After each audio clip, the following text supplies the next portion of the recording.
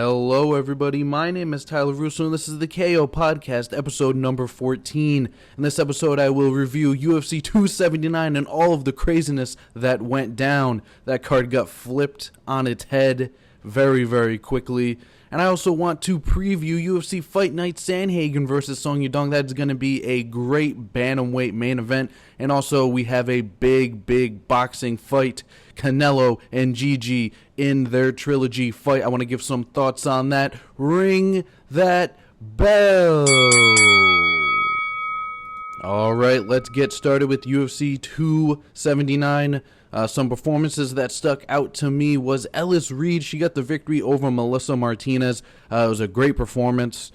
And Norma Dumont got a really good win over Danielle Wolf. Dumont hurt Wolf like multiple times, I believe, in the third round. So very impressive performance for Dumont. We move on, and this is, when the card picked up these next three fights, we had Jay Collier taking on Chris Barnett, and what a comeback win for Chris Barnett. He TKOs Collier in the second round. Barnett's eye was nasty. I thought the doctor was going to stop that fight, but the doctor did not, and Barnett gets the finish.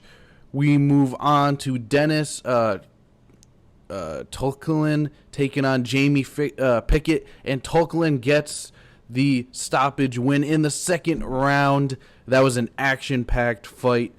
We move on to a catchweight bout. We had Jalton Almeida taking on Altin Turkjak. I think that's how you say his name. And Almeida got the submission in the first round. He continues to dominate anybody that is in his way. We moved on to a featherweight matchup. We had Akeem Dabadou taking on Julian Erosa, and Erosa had an amazing performance, probably one of the best of his career. I mean, it was a very good fight on Erosa's part. And he started his UFC career a little rough. He had a lot of losses, and then he left the UFC and he's come back, and he's been on a bit of a win streak. He's won a lot of his recent fights. I believe he's only lost like one fight in his last 6.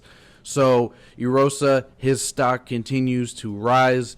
And now we move on to the main card. We had a light heavyweight bout. Johnny Walker taking on Ilan Kubotova. And Johnny Walker gets the first round submission. I really did not expect a submission win for any of these guys. I thought it was going to be a first round knockout, but credit to Johnny Walker. Seems like his grappling did improve, and he gets the submission win. We move on to Arlene Aldana taking on Macy Chiasson, and what a finish. I mean, an up kick, liver kick, TKO. Man, that was a really well placed kick. It hit Chiasson right in the liver, and she immediately just went down to the ground. I didn't even really know what happened. I thought it might have been a low blow or something, but Aldana gets the TKO finish via up kick, body kick. Incredible things that you really see in the UFC and in MMA in general. I mean, the finishes get more and more creative. And then I want to talk about these last 3 fights, because these are the 3 fights that got spun all around and all craziness happens. Let's start with weigh-in day. Chimaev misses weight, weighs in at 178.5, way over the welterweight limit. Nate Diaz earlier that day did make weight at 171, so obviously that fight was not going to happen.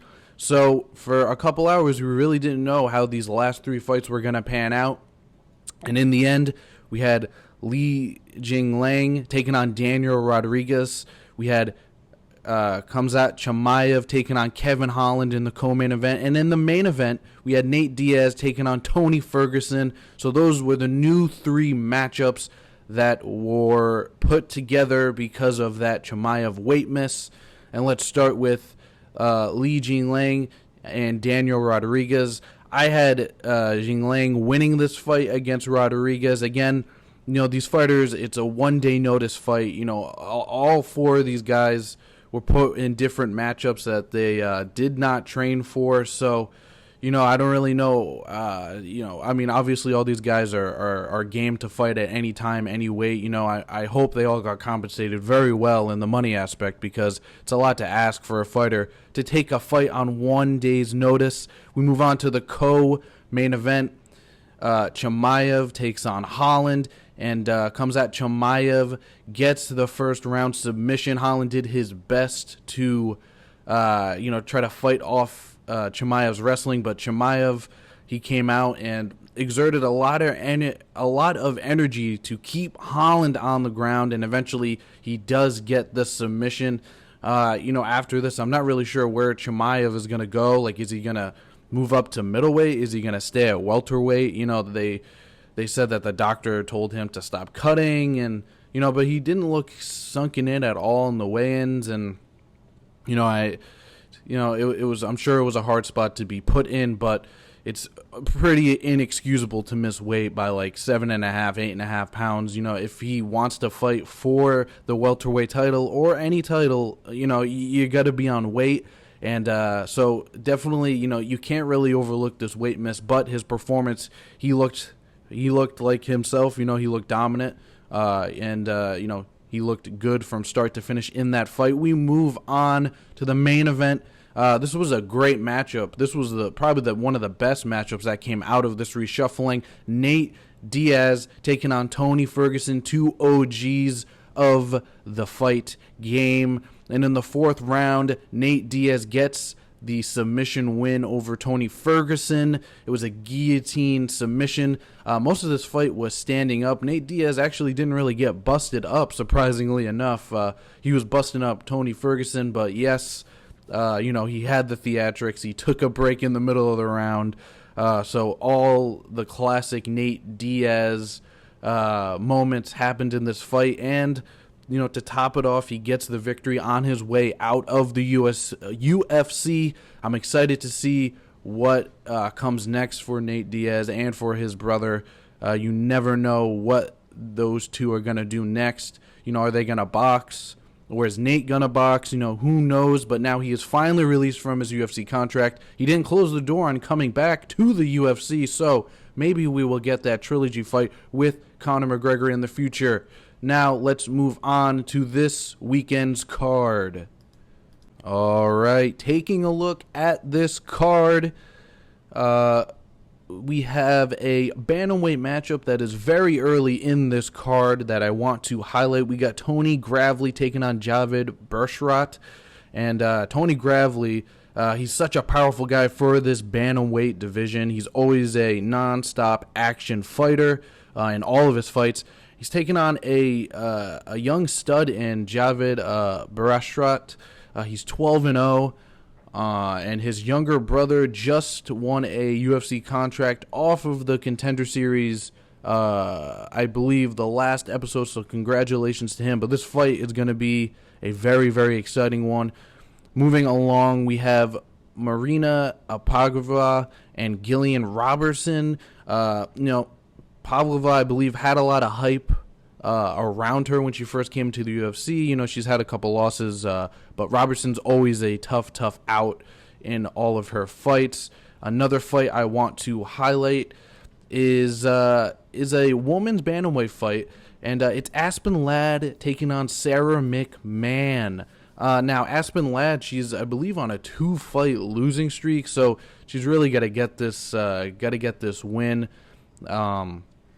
Her last 2 fights, she lost a featherweight main event against Norma Dumont, and that wasn't particularly a great showing for her. And then she went back down to the bantamweight division, and then she lost a decision to Raquel Pennington. So she's on a 2-fight losing skid, and she's still only 27, Aspen Ladd. She's still got a lot of potential. And she's going against Sarah McMahon, who's 41 years old. So McMahon has been in this game for a long time. She is a very, very strong wrestler. She was a Olympic silver medalist wrestler. So McMahon's wrestling cannot be overlooked in this matchup. And I think that's really going to make the difference. And if Aspen Ladd is going to grapple with McMahon, I mean, she's really got to watch out for McMahon's wrestling, because I believe McMahon can really take this fight over if she comes out on the dominant positions in their grappling exchanges. Moving on, we have a featherweight matchup. We got Damian Jackson taking on Pat Sabatini. This is going to be a great fight. Damian Jackson, he's always an exciting fighter. He's always a game fighter. You know, he never backs down from anybody. And Pat Sabatini, you know, both of these guys are pretty good grapplers in their own right. And, you know, I believe this is going to be a back and forth affair. You know, it's going to be a very, very close fight. So definitely looking forward to seeing this fight play out. Moving on to the main card, we get Anthony Hernandez taking on Marc-Andre Baralt. I believe that's how you say his name. I apologize if I butchered it. But Anthony Hernandez, you know, very exciting fighter. Always coming forward. Loves to strike. Moving on, we got a heavyweight matchup. We got Tanner Boschere taking on Rodrigo Ferreira. And that should be a fun heavyweight matchup. Moving on, we got a middleweight matchup. We got Joe Pyfer, who recently just got his UFC contract off of Dana White's Contender Series. If you recall, back in week 1, I believe, he was the only person to record a finish, and they already have him on a card. He's taking on Alan Amandovsky. I don't know much about Amandovsky, but it should be a fun fight. Pyfer is looking for the finish, so definitely keep an eye out for this fight. It should be an exciting finish. Moving on, we have a featherweight matchup. Andre Fili taking on Bill Algeo. Andre Fili, you know, he's been in the UFC for a very long time, and you know, I believe. Let's look at his record here. I believe. Let me see where he is at right now. All right, so his last three fights. He's got a loss. He's got a no contest, and he has a loss. His last win came by a split decision against Charles Jourdain. That was back in 2020. So, you know, Fili, he needs this win. You know, let's see because he can be a very forward moving fighter, but you know, when you start to kind of pressure Fili, you know, he tends to kind of, you know, not fight as well off of his back foot. And then you have another guy who's streaking in the total opposite direction. You got Algeo coming off of 2 straight wins. So, you know, these are guys trending in 2 opposite directions. So I'm excited to see what happens when these two clash. And in the co-main event, we have a very, very fun matchup. I am so excited for this fight. We have Chidi Njokuani taking on Gregory Rodriguez. Man, this is going to be a banger of a fight. Both of these guys are very well versed in the stand-up. Rodriguez has, you know, a pretty underrated ground game. He doesn't use it too much because he likes to stand and bang. But Njokuani loves to stand as well. So this is going to be a great co-main event. This might be fight of the night. And now we move on to the main event of the evening. We have Corey Sandhagen taking on Song De Jong. And, man, Corey Sandhagen, such an explosive guy for this division, a very tall guy for this division as well. He is, you know, he's 5'9", he's got a 70-inch reach, so you know he does have a lot of tools in the range, striking and kicking. Really, he's got amazing kicks. I mean, if you haven't seen his knockout of Frankie Edgar, go watch that fight. A flying knee just knocks him out, freezes Edgar. One of the craziest knockouts I think I've ever seen. He's an explosive fighter, and he's only fought the best of the best in this bantamweight division. If we take a look at his last, let's say his last like 5 or so fights. I mean, he lost to Aljamain Sterling, won against Marlon Moraes, won against Frankie Edgar, lost a very, very close split decision to TJ Dillashaw. Then he lost a unanimous decision to Peter Yan, which was a fight of the night. So, I mean, he's fought nothing but the best, and I think he has the experience.